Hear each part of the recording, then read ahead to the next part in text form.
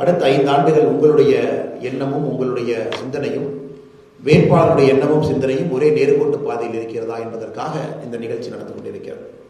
இதை ஏற்பாடு செய்து மிக முக்கியமான மனிதர்கள் மேடையின் மீது இருக்கின்றார்கள்.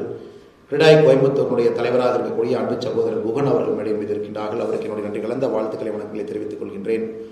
சிபாக் அமைப்பினுடைய தலைவராக இருக்கக்கூடிய சகாயம் அவர்கள் மேடையின் மீது இருக்கின்றார்கள். அவருக்கும் நன்றிகளை தெரிவித்துக் கொள்கின்றேன். Builders association of India Coimbatore சாப்டருடைய தலைவராக இருக்கக்கூடிய கணேஷ்குமார் ஐயா அவர்கள் இருக்கின்றார்கள். அவருக்கும் என்னுடைய வாழ்த்துக்களை வணக்கங்களை தெரிவித்துக் கொள்கின்றேன்.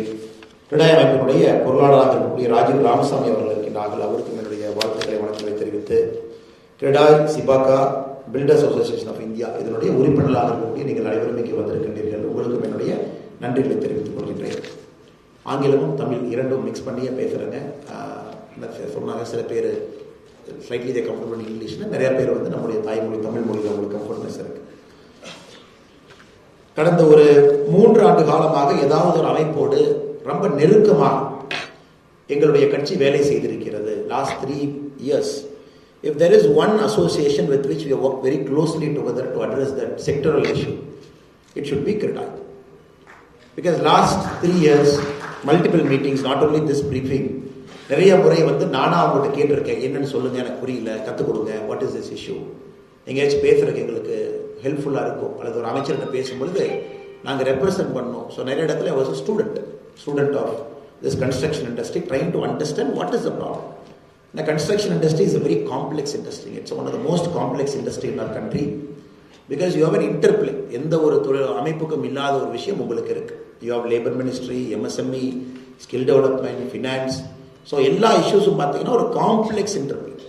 ஸோ பல முறை உங்களுடைய ரெப்ரஸன்டேஷன் கன்ஸ்ட்ரக்ட் இன்ட்ரெஸ்ட் எடுத்துகிட்டு போகும்போது ஃபினான்ஸுக்கு போவோம், ஜிஎஸ்டி பிரச்சனைக்கு, அதுக்கப்புறம் லேபருக்கு போவோம் இன்னொரு பிரச்சனைக்கு, அதுக்கப்புறம் எம்எஸ்எம்இக்கு இன்னொரு நாளைக்கு போவோம். So it's a very complex interplay. டெமோக்ரஸினாவே உங்களுக்கு தெரியும், it's a complex interplay. Democracy nothing is easy. அதனால தான் உங்களை யார் ரெப்ரசென்ட் பண்ணுறாங்களோ it becomes more important. Whether that person understands your problem with the evolving global landscape. So இன்னைக்கு இருக்கிற இஷ்யூ பார்த்தீங்கன்னா 3 years கழிச்சு it is redundant. What we speak as issue today and what you have given to me, it has to be understood in 1 year. It is not a 5-year program you have given to me. So திரும்ப again 1 year later when we meet in the same room, the issues will be different. Because India is growing fast, the world is growing so fast, construction industry is growing so fast. புது regulation சட்டங்கள் வருது. அதனால எவ்வளவுக்கு எவ்வளோ வேகமாக ஒரு மக்கள் பிரதிநிதி அதை அட்ரஸ் பண்ணுறாங்களோ only then the growth is possible. Real growth is possible. இப்போ நீங்கள் பாருங்க, ஒரு சிம்பிள் இஷ்யூ ஒன்று கவனத்துக்கு கொண்டு வரீங்க. Out of the many issues that you brought, one of the simplest issue which we can readily fix, which we can quickly fix, is the affordable housing. ஒரு index to inflation 2017 45 லட்சம். The inflation, if you look at each year, 3.6, 3.4, 4.7, இன்னைக்கு 2022 இண்டெக்ஸ்க்கு இன்ஃப்ளேஷனுக்கு index பண்ணும்போது it should be 60 lakh. This is a very logical one. இதை வந்து represent பண்ணி கரெக்டான ஆள்கிட்ட பேசி இதை கொண்டு வரது ஒரு பெரிய விஷயம் இல்லை sir. But it has to be a representation. நீங்கள் யார்கிட்ட சொல்வீங்க, அவங்க எப்படி அக்கௌண்டபிள் உங்களுக்கு, நான் யார்கிட்ட சொல்லணும், நான் யாருக்கு அக்கௌண்டபிள். ஸோ அதுதான் இன்னைக்கு இந்த மீட்டிங்குடைய சிறப்பு தன்மை. Know your candidates. Of course you will be inviting all the candidates to come here, talk to you, share their vision, என்ன பண்ண போறா. But what specifically for Coimbatore, the appeal that I making to you is, எப்படி உங்கள் construction industry காம்ப்ளெக்ஸாக இருக்கோ, Coimbatore is also a complexity. Multiple businesses, எல்லோருமே global இதோட கலந்துருக்காங்க. Coimbatore is not cut off from the global world. Coimbatore is completely இன்கிரைன் in to the global world. அது எம்எஸ்எம்இயாக இருக்கட்டும், அது வந்து ஆட்டோமொபைலாக இருக்கட்டும், வேறு செக்டர்ஸாக இருக்கட்டும், கன்ஸ்ட்ரக்ஷனாக இருக்கட்டும். Coimbatore is not some city in Tamil Nadu. தமிழ்நாட்டில் ஏதோ ஒரு சிட்டி, ஒரு குவைட் சிட்டி, வெஸ்டர்ன் காட்ஸ் பக்கத்தில் அமைதியான மக்கள் இருக்கக்கூடிய, படித்த மக்கள் இருக்கக்கூடிய, பண்பான மக்கள் இருக்கக்கூடிய ஊர் என்பதை தாண்டி இன்னைக்கு இந்த குளோபல் ஃபோர்ஸஸ்னுடைய இன்டராக்ஷன்ல சிக்கி தவிக்கக்கூடிய ஒரு மாநகரமாக மாறி இருக்கு. அது உங்களுடைய உழைப்புனா. Because you chose not to be inward looking, you all chose to be outward looking. Over the last 25 years Coimbatore சிட்டியை பொறுத்த வரைக்கும், நகரத்தை பொறுத்த வரைக்கும், you went to the world. So வேர்ல்டில் இருக்கும்போது அதற்குரிய பிரச்சனைகள் நமக்கு வரும். அதை சரி பண்ணக்கூடிய ஒரு மிக முக்கிய சவால் 2024 to 2029. ஒன்று, whatever issues that you face internally, because we are growing, there could be some issues with the central government, அதை address பண்ணி சரி பண்ணணும், which we keep doing it. Now we have to do it more for you. Second, because of the global nature of business, there are some new issues which keeps cropping up. இந்த ரெண்டு விஷயத்தை முதல்ல உங்கள்கிட்ட சொல்லி என்னுடைய உரையை ஆரம்பிக்க வேண்டும் என்பது என்னுடைய ஆசை. இப்போ எங்களுடைய விஷன் கூட பார்த்தீங்கன்னா the vision of the party and the vision of the candidate and the vision of Modi ji were very clear. For our country to become, we are about $3.7 trillion now. Give or take, by 2028, 2029, we could be about 7 trillion, 7.5 trillion. நான் சமீபத்தில் ஒரு காலேஜில் பேசும்போது I gave a slightly ஒரு number கொடுத்தேன், compounded growth rate.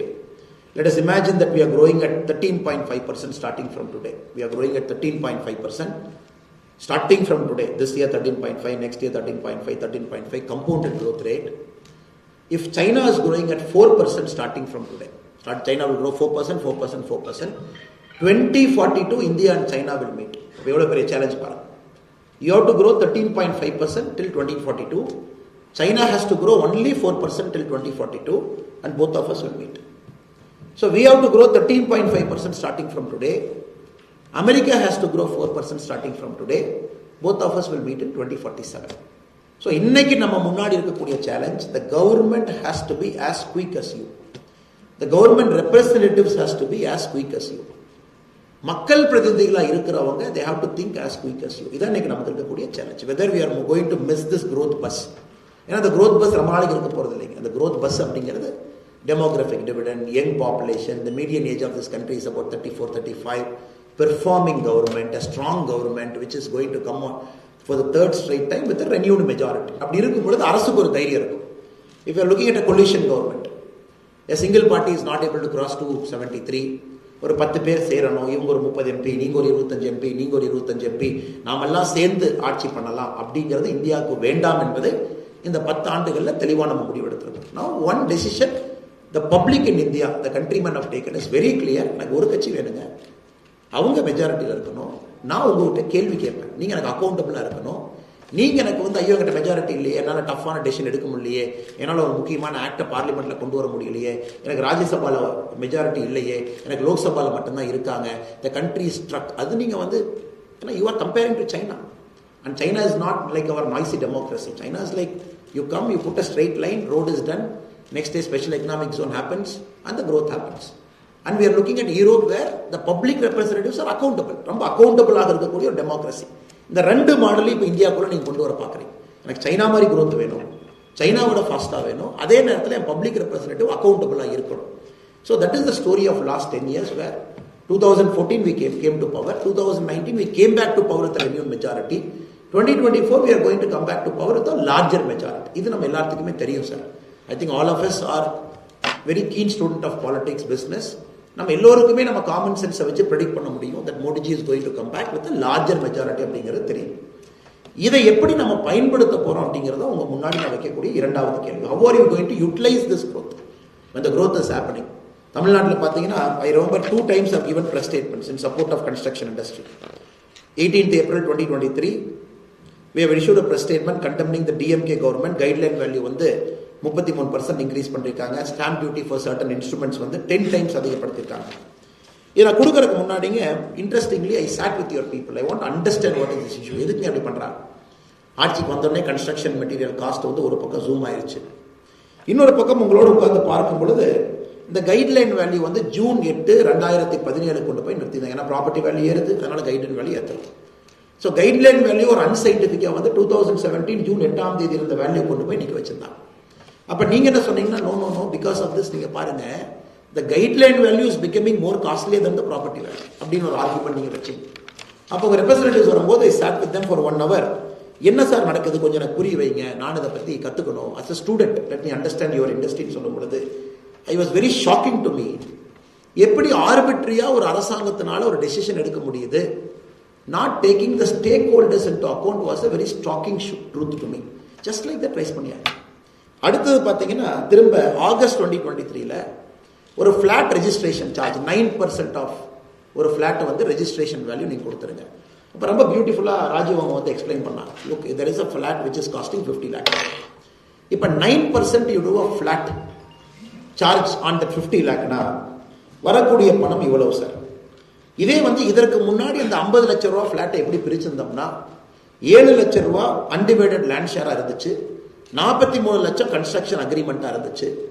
அந்த 43 லட்சத்துக்கு நாங்க 4% கூட கட்டிக்கிட்டு இருந்தோம். 7 லட்சம் இருக்கக்கூடிய லேண்ட் அன்டிவைடட் லேண்ட் ஷேருக்கு 9% கட்டணும். அப்போ நீங்கள் பார்த்தீங்கன்னா 2,35,000 கட்ட வேண்டிய ஒரு இடத்துல 4,40,000 கோடிடுச்சு. That is what I like most. கோயம்புத்தூரை பொறுத்த வரைக்கும் when we represent something very beautifully you represent with data. இது பாருங்க இதுதான் even a layman can understand what is the problem. Again we came up a statement stating this is arbitrary. நீங்க எப்படி பண்ணுவீங்க? ஏன்னா சாமானிய மக்களுக்கு புரியுற மாதிரி எங்க பொலிட்டிக்கல் லாங்குவேஜ் இருக்கும்.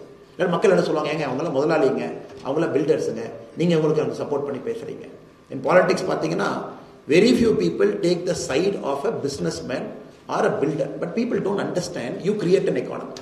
எல்லாமே பார்த்தீங்கன்னா பாலிடிக்ஸ் ரொம்ப சிம்பிளா பார்ப்பாங்க, யாரோ ஒருத்தருக்கு ஆதரவு கொடுத்துட்டு போயிரு. But we are very fearless.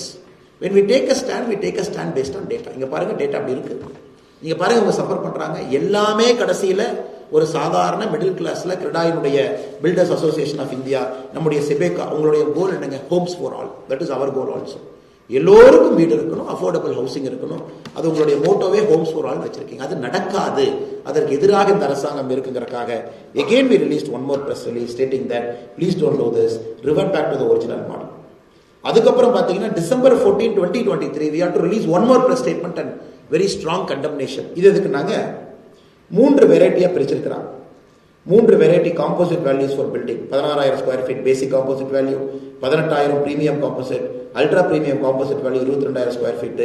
இது எங்க இருக்கு, எப்படிப்பட்ட ரோடு இருக்கு, என்ன வித் இருக்கு, எதுவுமே தெரியாம ஆர்பிட்ரியா போட்டிருக்காங்க. Then I was very very surprised to see a full page ad. ஒரு டெமோக்ரஸியில் nobody expects to see a full page ad from an industry in all the leading newspapers. ஒரு full page ad ஒரு industry association கொடுக்குறாங்க, எங்களை காப்பாத்துங்க. I think it has come down to that level where we have to plead in front of so-called rulers to say எங்களை தயவு செஞ்சு காப்பாத்துங்க, because this industry will crumble right in front of our eyes. So I 100% share your pain. You have gone to the High Court, got an order that is favorable to you. இதெல்லாம் இப்போ இருக்குங்க. I am very happy for that order. இப்போதைக்கு ஒரு breathing space உங்களுக்கு கிடைச்சிருக்கு, அது மட்டும் தான் நான் பார்க்குறேன். But I am not very happy with the way things are now. இது சரி பண்ணணும். ஒரு பக்கம் நாங்கள் மாநில கட்சிகள், மாநில ஆட்சியாளர்களுக்கு எதிராக ப்ரெஷர் வால்வாக ஃபங்க்ஷன் பண்ணணும். ஆஸ் எ ரெஸ்பான்சிபிள் டெமோக்ரஸியில் ஒரு ரெஸ்பான்சிபிள் பொலிட்டிக்கல் பார்ட்டி, அப்போசிஷன் பார்ட்டியாக ஒரு வேலை. இன்னொரு பக்கம் இந்தியாவுடைய க்ரோத் ஸ்டோரியில் உங்களை முழுமையாக இணைக்க வேண்டும்.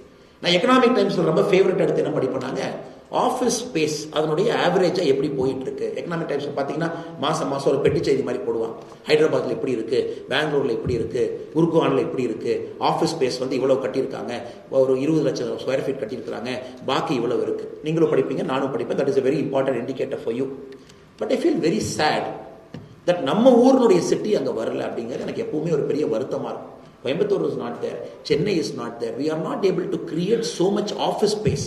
அப்படின்னா இங்கே இண்டஸ்ட்ரி வரமாட்டாங்க. ஒரு பெரிய சாஃப்ட்வேர் கம்பெனி, ஒரு பெரிய பெரிய நிறுவனங்கள், வெரி பியூட்டிஃபுல், 220க்கு மேலே காலேஜஸ் இருக்கு. Some of the world's best finest human brains இங்கே இருக்கிறாங்க, தன்மையான மக்கள் இருக்கிறாங்க, அமேசிங் கல்ச்சர் இருக்கு. But why can't we bring growth companies here, next generation of companies, big warehouses, next generation of big companies where 20,000 people can sit, global capability centers, GCCs Coimbatore ஏன் வரல அப்படிங்கிறது எனக்கு ஒரு புரியாத புதிராகவே இருக்குது. அது உங்களுக்கும் தெரியும், எனக்கும் தெரியும். a commission based government will never allow GCCs to come in. நீ வரையாப்பா 30% ப்ராஜெக்ட் காஸ்ட் கொடுத்துரு, நீ வரையாப்பா இது 20% அது அமைச்சர்கிட்ட கொடுத்துரு. ஓப்பனாகவே எல்லா இடத்துலையும் very forcefully and very vigorously இந்த பாயிண்ட் நான் வச்சுக்கிட்டே இருக்கேன். when GCCs are going towards Hyderabad, when global capacity centers, capability centers are moving towards Bangalore, when a city that is a growth engine of India for a long time because of its textile and now construction and other allied sectors, இது மட்டும் ஒதுங்கி இருக்கு only because of a faulty policy. இதை நம்ம சரி பண்ணணும் sir. we have to put Coimbatore back in the global growth map. வேற கண்டிப்பா பண்ணி ஆகணும், வேற வழி இல்லை. it has to happen. that is our number one challenge. அப்ப கன்ஸ்ட்ரக்ஷன் இண்டஸ்ட்ரிக்கு ஆஃபீஸ் ஃப்ளோர் ஸ்பேஸ் அதிகமாகும்போது கன்ஸ்ட்ரக்ஷன் பண்ணுறதுக்கான வாய்ப்புகள் இங்கே உருவாகும். I know lot of Coimbatore companies you build big things. நீங்கள் என்கிட்ட சொல்லுவீங்க, ஓ நான் யூபியில் ஒன்று கட்டினேன் சார், எந்த பைசாவுமே கொடுக்காம பில் அப்படியே கிளியர் ஆகி வந்துச்சு, இப்போ தான் நான் இதை பண்ணினேன். I keep meeting lot of Coimbatore people. நான் பாருங்க இப்போ மும்பையில் போய் ஒரு பெரிய ஹாஸ்பிட்டல் கட்டியிருக்கேன். இது lot of people from here. Some of the biggest construction projects, critical projects கோயம்புத்தூர்காரங்க பண்ணுறாங்க. ஆனால் கோயம்புத்தூருக்குள்ளே அதை பண்ண முடியல, தமிழ்நாட்டுக்குள்ளே பண்ண முடியல அப்படிங்கிற வருத்தமும் எனக்கு முன்னாடி பேசும்பொழுது இருக்கு. So the challenge before us is to make it back to growth stage. திரும்ப growthக்குள்ள கொண்டு வரணும். And the city has to grow fast. GCCs have to come in. Parallelly, real time addressing your problem. இது complex problems can be addressed. ஜிஎஸ்டியை பொறுத்த வரைக்கும் பார்த்தீங்கன்னா it has to come, no doubt about that. But teething problems இருக்கு. Teething problem பேசி பேசி பேசி பேசி பேசி பேசி சரி பண்ணிக்கிட்டே இருக்கும். பருப்பு பிராண்டட் பருப்பு இல்லை, பிராண்டட் பருப்பு இப்படி, அதே பருப்பை வந்து லூஸாக போட்டு ஒரு நியூஸ் பேப்பர் கவரில் போட்டு கொடுத்தா இப்படி, அதே பருப்பை ஒரு சின்ன ஒரு பாலித்தீன் கவரில் போட்டு ஒரு பிராண்ட் அடிச்சு கொடுத்தா இப்படி. இந்த மாதிரி பேசிக் இஷ்யூஸ்ல இருந்துங்க உங்களை போன்ற காம்ப்ளெக்ஸ் இஷ்யூஸ் வரைக்கும் ஜிஎஸ்டியில் நிறைய இஷ்யூ பண்ணணும். இந்த நேச்சர் ஆஃப் ஜிஎஸ்டியை பார்த்தீங்கன்னா அந்த ஜிஎஸ்டி கவுன்சில் மீட்டிங்ஸ் உட்காரதே வந்து 3 மாதத்துக்கு ஒருக்கா மக்கள்கிட்ட இருந்து பிரச்சனை வர வர அங்கே இருக்கக்கூடிய ரெப்ரசன்டேட்டிவ்ஸ் அதை ரெப்ரசென்ட் பண்ணணும். அது ஜிஎஸ்டி கவுன்சிலில் ஓட்டு போடாமல் யுனானிமஸாக அந்த பிரச்சனைக்கு தீர்வு கொடுக்கணும். அடுத்த 3 மாதம் கழிச்சு மறுபடியும் உட்காரும். That is the nature of GST.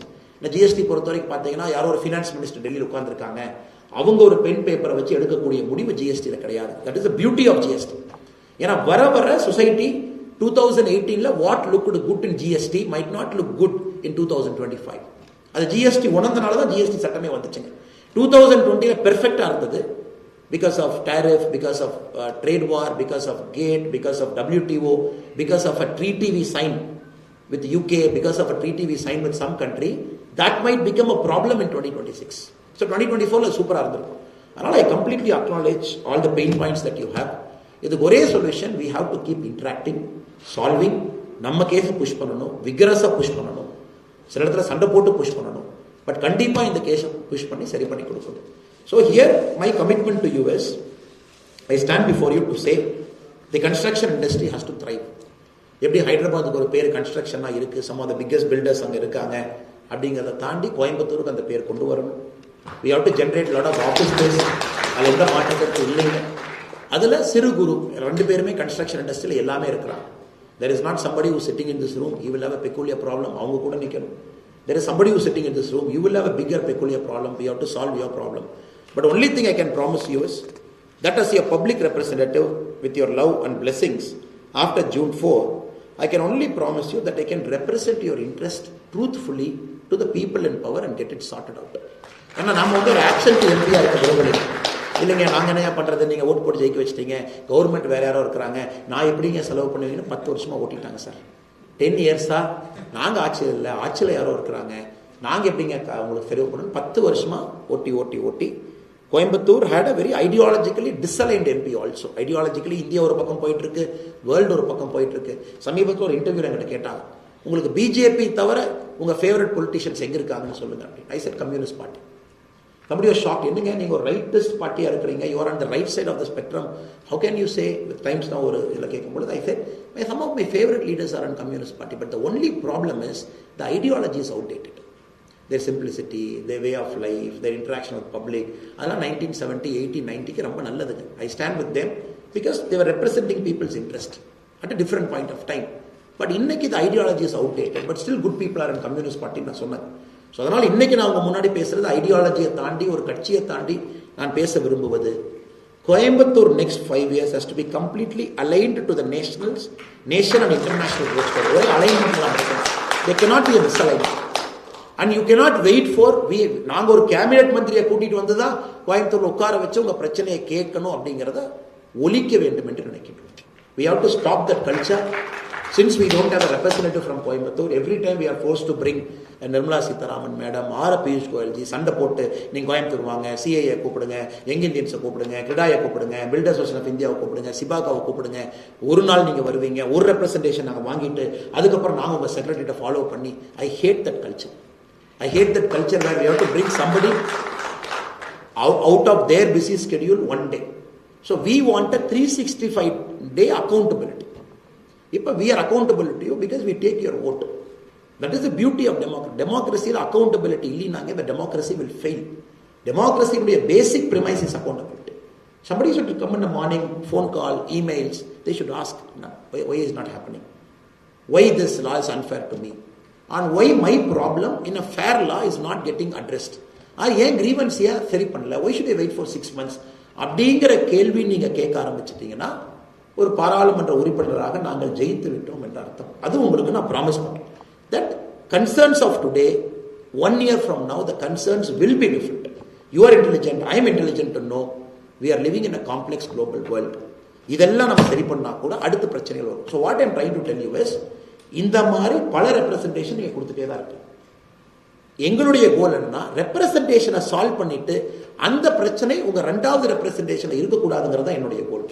Any representation that we get, உங்களுடைய ரெப்ரசன்டேஷன் வாங்கக்கூடாதுங்கிறது என் கோலா இருக்கக்கூடாது. We are also intelligent to acknowledge an industry that is growing for the next 20 years. We will have lot of problems. Align பண்ணிட்டே இருக்கணும், கொடுத்துட்டே இருக்கணும்.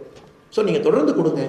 But கொடுத்த பிரச்சனையை அடுத்த முறை நீங்கள் கொடுக்காதவாறு எங்களுடைய வேலை இருக்கும் என்கின்ற உறுதிமொழி கொடுத்துவிட்டு இந்தியா growth ஸ்டோரியில் இருக்கும். We have to be there to strengthen Prime Minister's hand for that 8 trillion.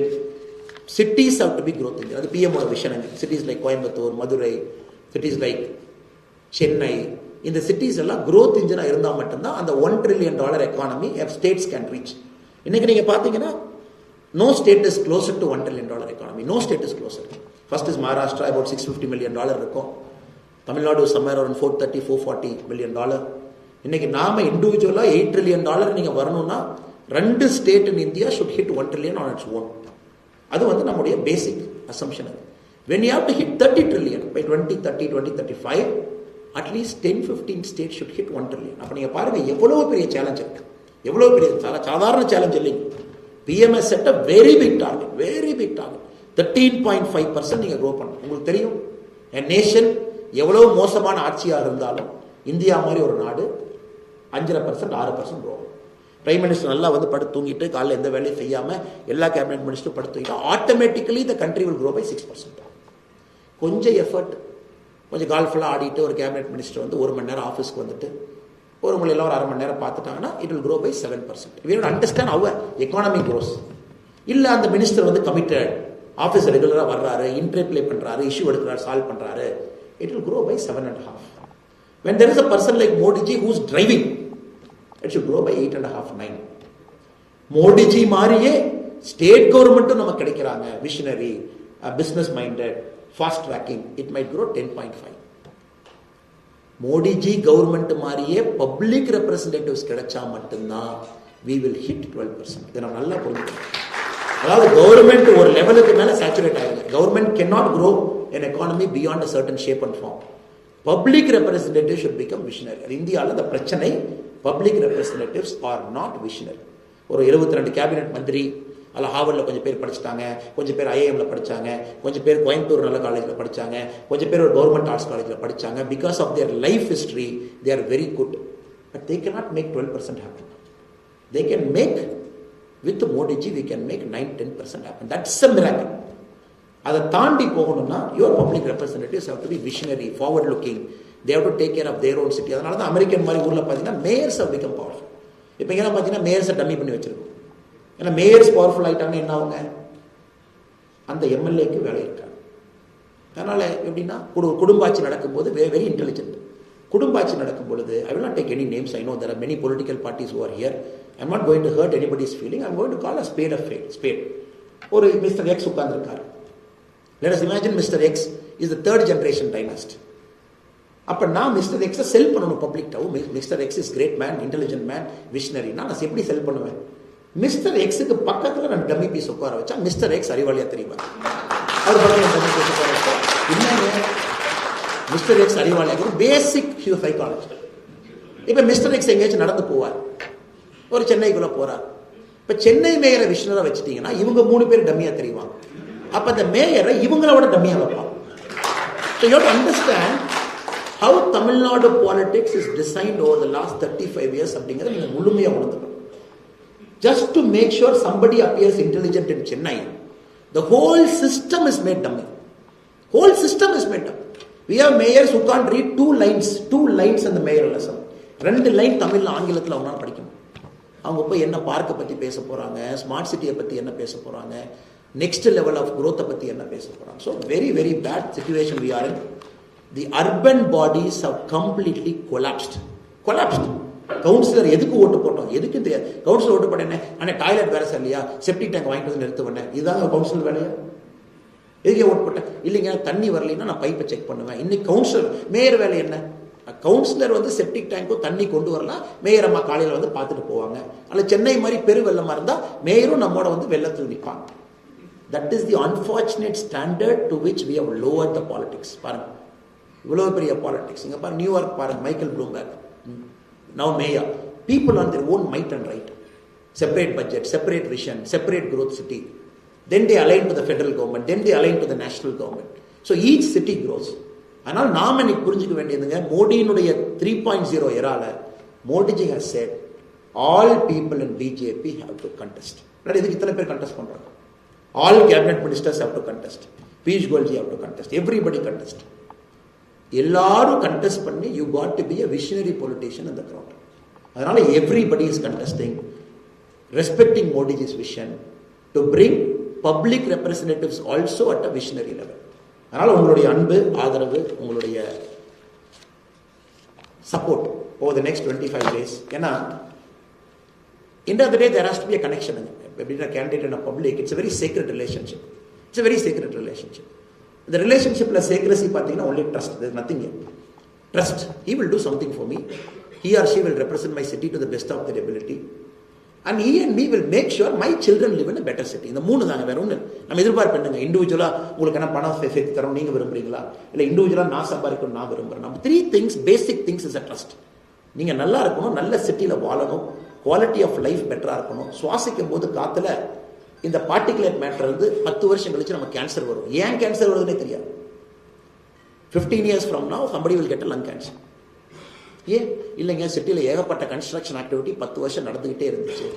Particulate matter was more தென் 10.5, பெரிய பெரிய பார்ட்டிகல் அப்படியே போய் லங்ஸ்ல போய் உட்காந்துச்சு, அப்படியே இரிட்டேட் பண்ணுச்சு, லங் கேன்சர் வந்துச்சு. நமக்கு எது நடக்குதுன்னே தெரியாம நம்ம ஆளுங்க நோய் வந்துட்டு இருக்குது. Simply because we don't know how to grow, simply because our cities are not made accountable. தண்ணி, ஒரு வாட்டர் பாட்டில் வாங்கித்தான் சிறுவாணி இருக்கு, லேக் இருக்கு, இத்தனை ரெஜுவினேஷன் இருக்கு. ஒரு சாதாரண ஜெர்மனியில் ஒரு கிராமத்தில் இன்டீரியர்ல போனா பைப் வாட்டர் திறந்து குடிக்கிறோம். Czechoslovakia, Romania, Poland pipe water குடிக்கிறோம். அதை விட growth engine நல்லா இருக்கும். நாகரீகமான தமிழர்கள், தொன்மையான மனிதர்கள், நம்முடைய தமிழ் கலாச்சாரத்திற்கு ஈடு யாரும் இல்லைன்னு சொல்றோம். ஆனா மினரல் வாட்டர் தான் சார் குடிக்கிறோம். இதெல்லாம் ஃபிக்ஸ் பண்ணணும் sir. we have to fix it. Why can't Coimbatore be the first city in India where people drink water and tap water? ஏன் பண்ண முடியாது? பண்ணலாம். 100% இவ்வளவு லேக் வச்சுக்கிட்டு, இவ்வளவு தண்ணி வச்சுக்கிட்டு, சோர்ஸ் வந்து கரெக்ட் பண்ணி we can make sure everybody drinks a tap water. இது ப்ராப்பர் மினரல்ஸ். குழந்தைங்களுக்கு ஒரு போன் லீச்சிங்கோ. அதனால தயவு செஞ்சு நான் மற்ற கேண்டிடேட் பெரிய டிஃபரன்ஸுங்க, ரோடு கட்டுறேன், பில்டிங் கட்டுறேன், அதுக்காக நான் கண்டிப்பாக அரசியல் வரலைங்க. That is not my intention. That is not why I have come to politics. The way I have come to politics, my vision is slightly different. My vision is to build better societies where your children, my children and subsequent generation, they live well. அவங்க நல்ல ஒரு சொசைட்டியில் கம்ஃபர்டபுளாக சந்தோஷமாக வாழணும். காலையில் எந்திரிச்சாங்கன்னா walking போகிறதுக்கு ஒரு நல்ல பார்க், சந்தோஷமாக இருக்கணும், ஸ்ட்ரெஸ் இல்லாமல் இருக்கணும். ஒரு பப்ளிக் டிரான்ஸ்போர்ட் பியூட்டிஃபுல்லாக இருக்கணும். ஒரு மெட்ரோ ட்ரெயின் இருக்கணும், எலக்ட்ரிக் பஸ்ஸஸ் ஓடணும், நீட்டாக ஏறி ஒரு இடத்துக்கு போயிடணும். ஸ்ட்ரெஸ் எங்கேயுமே இருக்கக்கூடாது. ஒரு வேலை நடக்கணும், குவாலிட்டி ஆஃப் கான்ட்ராக்ட் சரியாக இருக்கணும், ஒரு பிஸ்னஸ் இன்ட்ராக்ஷன் ரிலேஷன்ஷிப் பக்காவாக இருக்கணும், நைட்டு வந்து நிம்மதியாக தூங்கணும், குவாலிட்டி ஆஃப் லைஃப்பை ப்ரொலாங் பண்ணணும். 80 வருஷம் 85 வருஷம் ஆரோக்கியமாக அவங்களுடைய கிராண்ட் சில்ட்ரனை பார்த்து அவங்க வாழணும். That is my vision. பெரிய விஷயம்லாம் இது இல்லைங்க. நம்முடைய பேர குழந்தைகள் நாம் பார்க்கும் பொழுது நல்ல மனிதர்களாக ஒரு 60-70 வருஷத்துல மொபைலாக நாம் இருக்கணும். What is the point?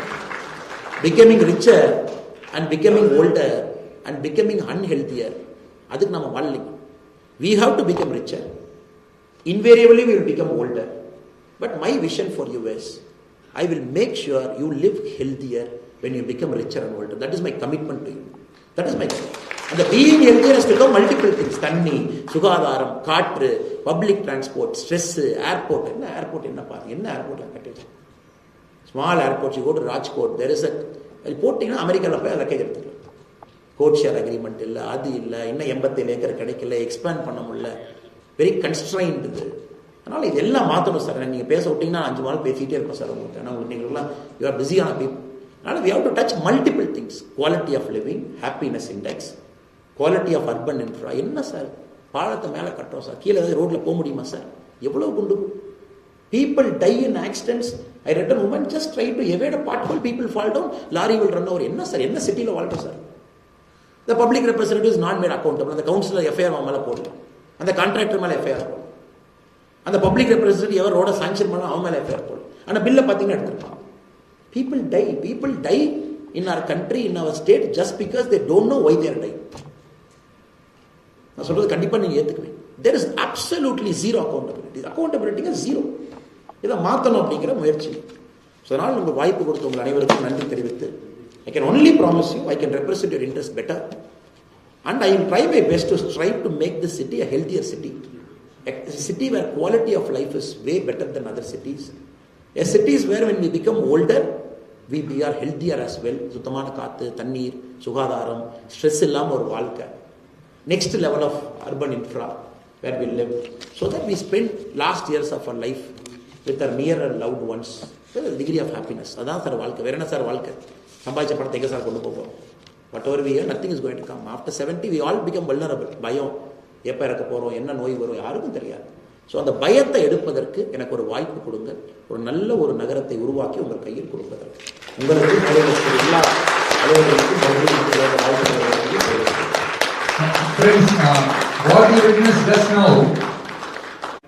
Metro எப்படி சித்திக் பார்த்தேன், ஐஎஸ் செக்ரட்டரி பிரதிகால பார்த்தேன், எல்லாருமே ஒரு கோஆர்டினேஷன் இருக்கு.